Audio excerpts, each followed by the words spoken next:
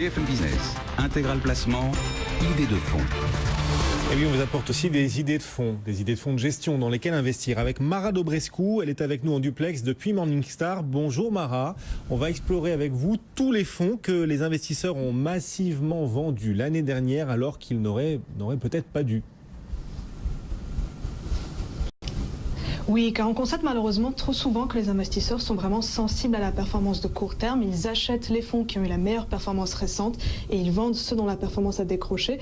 Or, ce type de stratégie est rarement payant car c'est le meilleur moyen de se priver du rebond ultérieur de ces fonds. Il faut aussi dire que la sous-performance peut être parfaitement cohérente avec le style de gestion attendu. Par exemple, si vous avez eu un fonds défensif en portefeuille l'année dernière, il ne faut pas être surpris s'il a cédé du terrain dans le marché très haussier de 2017.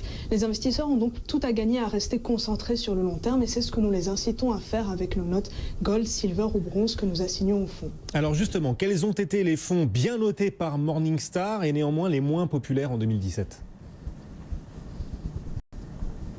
Alors, dans le top 10 des fonds notés les moins populaires, on retrouve tout d'abord le fonds Fidelity America. C'est un fonds de grande capitalisation américaine noté bronze.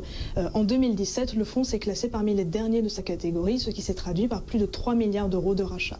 Le fonds se caractérise par une approche très disciplinée. Le gérant n'achète que des titres qu'il juge décotés. Et alors que le marché américain se traite actuellement à des valorisations historiquement élevées, eh bien, le fonds est resté à l'écart d'une grande partie de la cote, évitant des titres comme Apple, par exemple. Pourtant, Mara, vous restez positif sur ce fonds.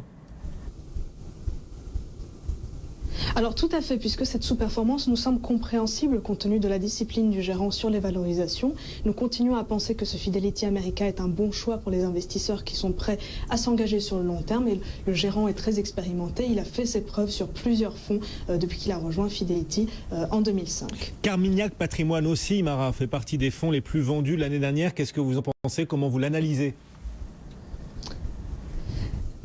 Oui, alors même si c'est un peu moins dramatique que ça n'en a l'air sur le tableau que vous voyez à l'écran, parce que ces chiffres que vous voyez ne concernent que la version du fonds domicilié en France, mais il existe aussi un véhicule de droit luxembourgeois qui lui a eu des entrées nettes positives. Mais c'est vrai que ce fonds a mis la patience des investisseurs à rude épreuve, puisque dans un marché globalement haussier, eh bien, les politiques de protection mises en place par l'équipe pour limiter les risques ont fortement freiné la performance et puis le choix d'exposition aux devises a aussi été pénalisant. Mais cette stratégie que nous notons bronze a quand même fait ses preuves sur longue période et notamment dans les marchés baissiers.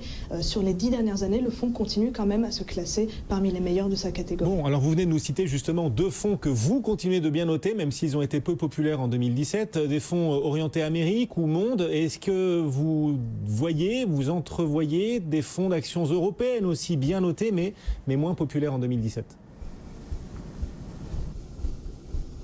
Oui, il y a aussi des fonds d'actions européennes dans cette liste, même si les actions européennes de grande capitalisation ont bien rebondi en 2017 par rapport aux piètres performances qu'elles avaient enregistrées l'année précédente, souvenez-vous, avec le coup de tonnerre du Brexit. Mais les investisseurs sont restés quand même plutôt à l'écart de la classe d'actifs, même l'année dernière. L'ensemble des catégories Morningstar, actions européennes, grande capitalisation ont affiché 1,5 milliard d'euros de retrait en 2017 à fin novembre. Et parmi les fonds les plus touchés, on peut citer le Janus Henderson Pan-European Equity et le UBS European Opportunity Unconstrained qui ont nettement sous-performé leurs concurrents. Mais là encore, nous considérons qu'il s'agit de faiblesses temporaires et ces deux fonds qui continuent à être gérés par des équipes très solides restent notés bronze par nos analystes. Voilà, quelques fonds qui restent donc bien notés, qui restent aux yeux de Morningstar attractifs, même s'ils ont moins attiré en 2017. Ça peut être constitué pour vous qui nous